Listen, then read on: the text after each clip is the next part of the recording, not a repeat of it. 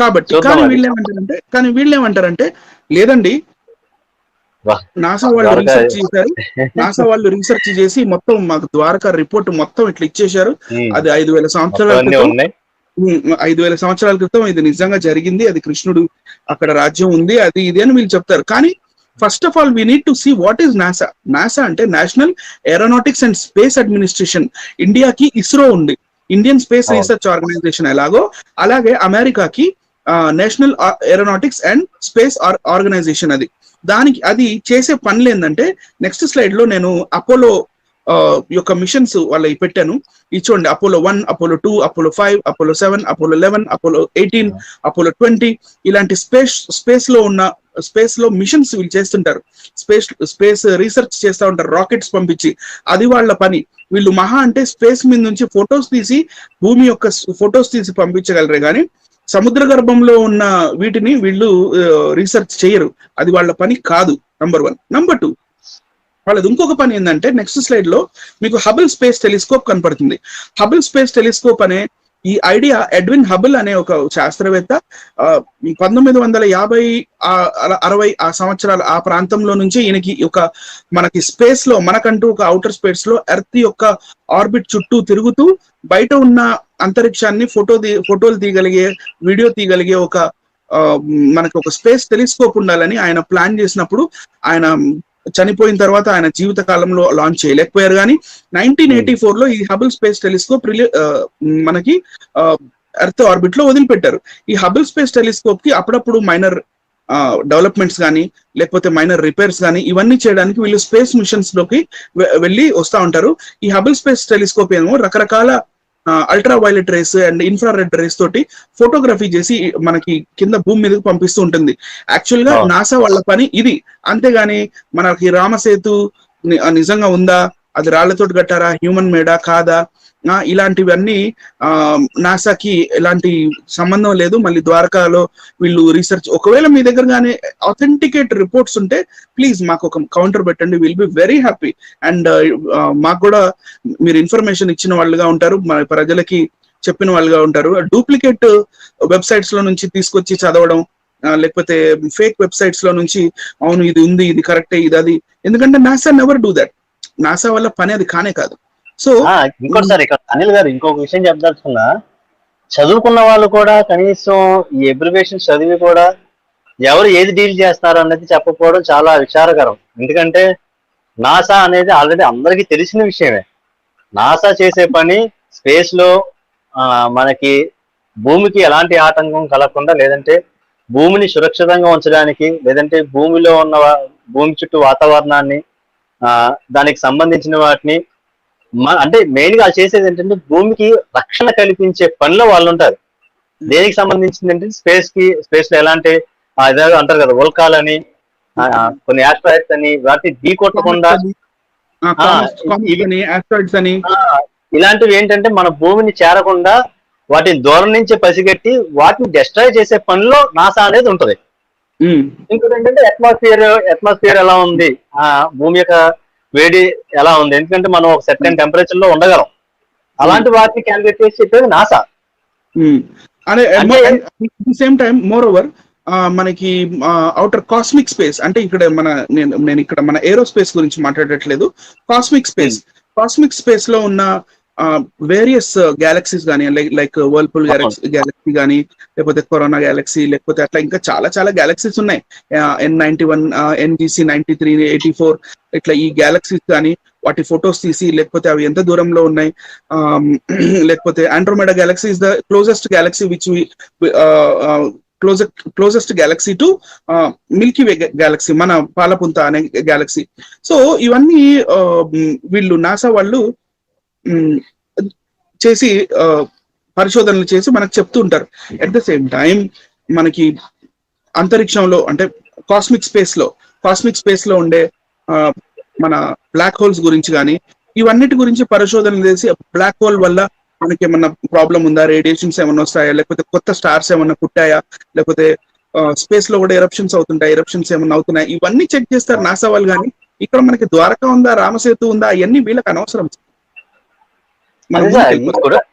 అది కనీసం తెలుసుకొని కూడా తెలుసుకోకుండా ఇచ్చేసారు అది చేశారు అని చెప్పడం. చదువుకున్న వాళ్ళు పైగా, చదువు లేని వాళ్ళు, తెలియని వాళ్ళు ఉన్నారంటే ఒక అర్థం, సరేలే తెలియలే పాపం చెప్పొచ్చు అని. తెలుసుకున్న వాళ్ళు కూడా, బీటెక్ చదివిన వాళ్ళు కూడా కొంతమంది ఉన్నారు యాదవులు. బీటెక్ చేసి కూడా కనీస జ్ఞానం లేకుండా మాట్లాడుతున్నారంటే చాలా నవ్వు వస్తుంది నాకు. సరే, మరి కంటిన్యూషన్ వెళ్దాము. మరి ఆ సార్ చెప్పినట్టుగా, ఇప్పుడు అనిల్ గారు చెప్పినట్టుగా నిజంగా సముద్ర గర్భంలో ఉన్నాయా లేదా, వాటికి ఆధారాలు ఏంటి అన్నది మరి అనిల్ గారు చెప్తారు నెక్స్ట్. ఇప్పుడు జనరల్ గా మనము ఫేస్బుక్ లో, ట్విట్టర్ లో, వాట్సాప్ లో, లేకపోతే అప్పుడప్పుడు కొన్ని కమ్యూనిటీ పోస్ట్ లో, యూట్యూబ్ లో పెడుతూ ఉంటారు. వావ్, ద్వారకా దొరికింది, ఇదిగో ఇవే ఆధారాలు, చూడండి ఇదిగో ఒకప్పుడు ద్వారకా ఇలా ఉండేది, ఇది సముద్ర గర్భంలో ఉంది, శ్రీకృష్ణుడు పరిపాలించిన ఏరియా ఇదే, కట్టించిన ఏరియా ఇదే, దీన్ని విశ్వకర్మ ఒక రోజులో కట్టించాడు, ఇగో ఈ విశాలమైన వీధులు చూడండి, ఇక్కడ మెట్టు చూడండి, సింహం ఉంది, అది ఇది, ఇవన్నీ ఇలాంటి ఈ జనరల్ గా ఈ 4 ఫొటోస్ ఎక్కువ వైరల్ అవుతున్నాయి. దీన్ని ఒకసారి ఫ్యాక్ట్ చెక్ చేద్దాం. ఫ్యాక్ట్ చెక్, ఇవి నిజమైన ఫొటోసేనా, లేకపోతే ఇండియాకి దీనికి వీటికి ఏమైనా సంబంధం ఉందా లేదా అని నెక్స్ట్ స్లైడ్ లో మనము కానీ ఒకవేళ వెళ్ళి చూస్తే, ఫస్ట్ ఫోటో ఈ సింహం ఫోటో ఉంది, ఇమేజ్ 1. వీరాన రివర్స్ రీసెర్చ్ ఆన్, ఇది క్వింట్ నుంచి చేశానండి. క్వింట్ అనే ఒక వార్తా సంస్థ, అంటే న్యూస్ ఏజెన్సీ, వాళ్ళు చేసిన ఈ ఫ్యాక్ట్ చెక్ ప్రకారం చూస్తే, we ran a reverse search on a picture using the keywords lion statue in water, సింహం విగ్రహం వాటర్ లో అని వాళ్ళు గూగుల్లో సెర్చ్ చేసి చూస్తే, and came across article title submarine, the things we sing in Hakai magazine, Hakai అనే magazine లో దొరికింది. The statue standing at the entrance of the underwater Neptune memorial reef, ఇది నెప్ట్యూన్ మెమోరియల్ రీఫ్ లో ఇక్కడ ఇది ఉందంటండి. ఇది ఎక్కడుంది? Located off the coast of Florida కి బిస్కైన్, ఇది ఫ్లోరిడా బీచ్ కి దగ్గరలో ఉన్న ఈ సబ్మరీన్ లో, అంటే సబ్మర్జ్ అయిన ఈ స్టాచ్యూ అన్నమాట. దీన్ని తీసుకొచ్చి ద్వారకా అని చూపిస్తుంటారు. సో నెక్స్ట్ ఇమేజ్ లోకి వెళ్తే, image number 2.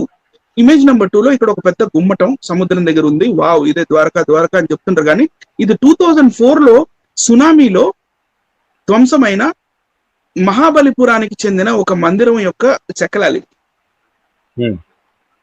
Right sir.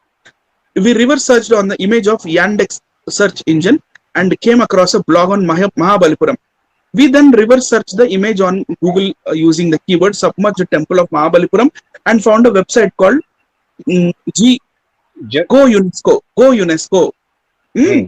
Promotes heritage tourism. ఇక్కడ మీకు ఆ ఫోటో దగ్గర కనపడుతుంది. One of the structures that was left behind after the 2004 tsunami. ఈ సునామీలో ధ్వంసమైన ఈ ఒక మహాబలిపురంలోని ఈ ఫోటోని చూపించి, అదిగో మా ద్వారకా అని చూపిస్తూ ఉంటారు. సో ఫ్యాక్ట్ చెక్ ఒకసారి మీరు కూడా అందరు చేసుకోండి. మేము చెప్పేది కూడా నిజమా కాదా కూడా మీరు కౌంటర్ గా ఇంకొకసారి ఫ్యాక్ట్ చెక్ చేసుకోండి. ఇమేజ్ 3, ఇది కూడా నెప్ట్యూన్ రీఫ్ లోదే. ఇది కూడా ఇందాకట్లాగా నెప్ట్యూన్ రీఫ్ లోదే. ఇందాక సింహం ఏదైతే చూపించామో ఆ సింహం ఇగో ఇదే, ఆల్మోస్ట్ ఇవే ఈ కాలమ్స్ అండ్ బీమ్స్ మనకి ఏవైతే కనపడుతున్నాయో దీని దగ్గరే ఉన్నట్టుగా మనకి కనపడుతుంది. సో ఇది కూడా ఫేక్ ఇమేజ్, దీనికి ఇండియాకి ఎలాంటి సంబంధం లేదు. లాస్ట్ ఇది వచ్చేసి, ఇది లాస్ట్ సిటీ ఆఫ్ అట్లాంటిస్ అంటారు దీన్ని. లాస్ట్ సిటీ ఆఫ్ అట్లాంటిస్ అనే దాంట్లో however Quint has not been able to independently verify the image. ఈ ఇమేజ్ కి ఆథెంటిసిటీ ఉందా లేదా, ఇది మార్ఫ్డా, ఫోటోషాప్డా, ఇది even Quint people they doesn't know. కానీ పిక్చర్ మాత్రం అట్లాంటిస్ అని వీళ్ళు అంటూ ఉంటారు. సో దీనికి ఆథెంటిసిటీ లేదు. ఇప్పుడు మనకి ఏమర్థమైంది? Next the slide. ఇప్పుడు ఇది నిజమేనా సార్? హరిప్రసాద్ గారు, మీ వాయిస్ రావట్లేదు. మీరు ఇన్ని చెప్పినా సరే దీని ఇంకా నిజం అన్నానంటే ఇంకా నా అంత మూర్ఖుడు, నా ఇంకా వెర్రి వెంగళప్ప ఇంకెవడో ఉండడేమో. సో మీరు ఇన్ని చూపించు కూడా ఈ ఫ్యాక్ట్ చెక్ అనేది మనం చూస్తే ఇదంతా ఫేక్. ఇవన్నీ ఫేక్ పోస్ట్స్, జనాల్ని కేవలం మోసం చేయడానికి, జనాల్ని ఇందాక మీరు ఒక వెర్రి వెంగళ పని చేయడానికి ఎంతో మంది ఉన్నారు, ఇట్లా చీటర్స్ ఉన్నారు. వీళ్ళు చీట్ చేస్తా ఉంటారు అనమాట. కానీ మనం ఏ విషయం అయినా 1-2 సార్లు చెక్ చేసుకోవాలి. మీరు కూడా చెక్ చేయండి, నేను చెప్తున్నది కరెక్టో కాదో కూడా ఒకసారి చెక్ చేసుకోండి. నెక్స్ట్, ఆర్కియాలజీ ఏం చెప్తుంది ఈ ద్వారకా గురించి? ఆర్కియాలజీ ఏం చెప్తుందంటే, archaeological investigations at Dwarka, both onshore and offshore in the Offshore. Arabian Sea, have been performed by the Archaeological Survey of India. The first investigation carried out on land in 1963. 1963 లో first time investigation carry out అయినప్పుడు వాళ్ళకి ఎన్నో artefacts దొరికాయి. Excavation at two sites on the seaward side of Dwarka brought to light submerged settlement. The large stone built jetty, a triangular stone anchors with 3 holes. The settlements are in the form of exterior and interior walls and fort bastions. Okay? వీళ్ళకి ఒక చిన్న fort లాంటిది లోపల ఉంది కాదనట్లేదు. అక్కడ మళ్ళీ anchor అంటే షిప్స్ ని కట్టేయడానికి యూజ్ చేసే యాంకర్, మళ్ళీ అట్లాంటివి చిన్న చిన్నవి రాళ్ళు అవి అక్కడ దొరికినాయి వాళ్ళకి. కానీ అవి ఎప్పటివి, ఏ కాలం నాటివి అని చెప్తున్నారు వీళ్ళు? ఏ కాలం నాటివి అంటే middle Kingdom of India. yes, from the typological classification of the anchors, it is inferred that Dwarka has flourished as a port. అది కేవలం ఒక షిప్ యార్డ్ అంటే సార్, అది flourished as a port during the period of the middle kingdom of India. వీళ్ళు ఎప్పుడు వాళ్ళు? Late Harappan period వాళ్ళు. Harappa and Mohenjo-daro అంటే సింధు నది నాగరికత, అది ఇంకా లాస్ట్ లోకి వచ్చేస్తుంది, అది పడిపోతుంది అది అన్నప్పుడు ఆ టైంలో అక్కడ ఒక పోర్ట్ కట్టించుకున్నారు. బయట ప్రపంచం నుంచి వాణిజ్య వ్యాపార కార్యక్రమాలు చేయడానికి షిప్ త్రూ అదొక పోర్ట్ అంట. అది archaeological survey of India is telling coastal erosion was probably the cause for the destruction of what was been ancient port. అది ancient port అని చెప్తున్నారు. మళ్ళీ Dwarka is mentioned in the copper inscription dated 574 AD of Simhaditya, the Maitrika dynasty minister of Vallabi.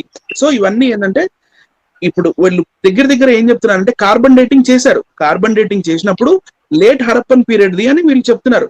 అది థర్మోలూమినిసెన్స్ అనే ప్రక్రియ ద్వారా వీళ్ళు dating చేసి చూస్తే 1570 BC అంటే తేలుతుంది. అది 1570 BC is late Harappan period and early Vedic period. early the Aryan invasion theory అప్పుడు అది ఎర్లీ టైం అప్పుడు.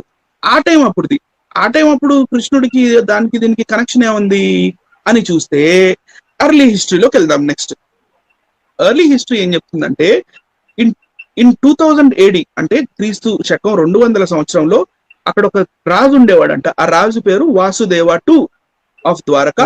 వాస్ డిఫీటెడ్ బై మహాక్షత్రియ రుద్రదాముడు అనే ఒక క్షత్రియుడితోటి ఓడిపోయాడు. Upon the death of Rudradama, his wife queen Dhiradevi invited his brother Pulumi seeking guidance to rule. ఈ పులూమి అనేవాడిని తెచ్చింది. Rudradama had embrace the Vaishnava religion. ఈ పులూమి వాళ్ళ తమ్ముడు ఎవరైతే ఉన్నాడో రుద్రదామ, ఆయన వైష్ణవుడు అంట, Vaishnava religion, and worshipped Krishna at Dwarka. అది సార్ యాక్చువల్ గా ప్రాబ్లం. సో ఈ ద్వారకా అనేది కృష్ణుడి రాజ్యం అనేది ఎవరు ఈ వార్తను మొట్టమొదట పుట్టించారు అంటే ఈ వైష్ణవులు సెక్ట్ కి చెందిన రుద్రదామ అనే రాజు కాలంలో ఇది ఫస్ట్ ఈ మాట బయటకు వచ్చింది. మళ్ళీ and epigraphic reference ascribed to Garulaka Simhaditya the son of Varahadas, the king of Dwarka, is inscribed on a copper plate dated 574 AD. ఈ ద్వారకాకి రాజు ఒకడు ఉండేవాడు. ఆ రాజు పేరు అది ఎపిగ్రఫిక్ కాపర్ ప్లేట్ ఇన్స్క్రిప్షన్ 574 AD అనమాట చెందింది. అది దొరికింది. ద గ్రీక్ రైటర్ ఇక వీళ్ళందరూ కూడా రాశారు దీని గురించి. సో ఇది MITH చెప్పాలి సార్. హరి ప్రసాద్ గారు ఏం చెప్తాం సార్, ఎన్ని చూపిస్తుంటే నాకైతే MITH లా కనిపిస్తుంది సార్. ఎన్ని చూపిస్తున్నా సరే వాళ్ళు ఇంకా అలాగే మాట్లాడుతున్నారు. మరి వాళ్ళని ఏమన్నా తెలియదు కానీ మరి వీటన్నిటికీ కనీసం రిప్లై ఇస్తూ ఇదన్నీ తప్పు, ఇది కరెక్ట్ అనేది చూపించలేకపోతున్నారు. ఒకవేళ చూపించినా సరే నోటి మాటలతోనే క్లియర్ గా ప్రూఫ్ చూపిస్తున్నాము. అలా ప్రూఫ్ చూపించాలి, ఆథెంటిక్ ప్రూఫ్స్ చూపించాలి. అబ్బాయి అట్లా అబ్బాయి మీరు అలా ఊహించుకోవచ్చు సార్. మీరు అలా ఊహించుకుంటే ఎట్లా మాస్టర్? అలా ఏది ఎందుకంటే చూపించరు. వాళ్ళు లైవ్ పెడతారు, నలుగురు కూర్చుంటారు, నలుగురు ముగ్గురు వస్తారు, వాళ్ళ నోటుగా ఏది వస్తే అది మాట్లాడుతూ ఉంటారు అంతే. అంటే ఇప్పుడు నేను పేరు కూడా చెప్పాను, కింగ్ వాసుదేవ 2 ఆఫ్ ద్వారకా అన్నాను, తర్వాత ఈ రుద్రదాముడితో ఓడిపోయాడు అన్నాను, రుద్రదాముడు అవును. చనిపోయిన తర్వాత వాళ్ళ వైఫ్ వాళ్ళ పులుమి బ్రదర్ పులుమి ఆయన పిలిచింది, ఆ పులుమావి, ఓకే సార్, ఆయన మళ్ళీ వైష్ణవుడు, అది ఆ కాలంలో ఇట్లా పేర్లు చెప్తూ ఇగో ఇట్లా ఇట్లా ఇది ఇట్లా అయింది ఈ టైంలో. మళ్ళీ ఇదే కాకుండా దాని ఎటిమాలజీ ఎపిగ్రఫిక్ ఎపిగ్రఫిక్ చూపించారు మనకి. కార్బన్ డేటింగ్ తో సహా ఇది అని చెప్పి చూపించారు. ఇంత సైంటిఫిక్ గా ఉన్నా సరే, సైంటిఫిక్ గా చూపిస్తున్నా సరే, ఇంకా డాక్టర్లు చదివి కూడా థర్మోలూమినస్ టైప్ ఆఫ్ పద్ధతి ద్వారా కొన్ని మెథడ్స్ అనేవి ఉపయోగిస్తారు. కార్బన్ డేటింగ్ లో చాలా మెథడ్స్ ఉంటాయి. దాంట్లో ఒక మెథడ్ అనేది ఉపయోగించి చేసినా సరే, ఇన్ని చూపిస్తున్నా సరే అసలు మేము అవన్నీ నమ్మము. మేము ఏదనుకుంటే అదే నిజం. కృష్ణుడు ఉన్నాడంటే ఉన్నాడు. Sir right sir. నెక్స్ట్ దాంట్లోకి వెళ్దాం సార్. ఇవి యాక్చువల్ ద్వారకా ఫొటోస్, ఇవి original photos. Okay right sir. ఇక్కడ మీకు సర్క్యులర్ బ్యాస్షన్ ఒకటి కనపడుతుంది ఫస్ట్ దాంట్లో. సెకండ్ దాంట్లో long wall plotted and photograph by driver and archaeologist. ఆయన ఫోటోగ్రఫీ కూడా చేస్తాడు, మాకు కనపడుతుంది. 3 రంధ్రాలు ఉన్న యాంకర్ ఒకటి ఉంది అని చెప్పాను కదా, అదే సార్ యాంకర్. పిప్పుల్ని కట్టడానికి ఉన్న యాంకర్.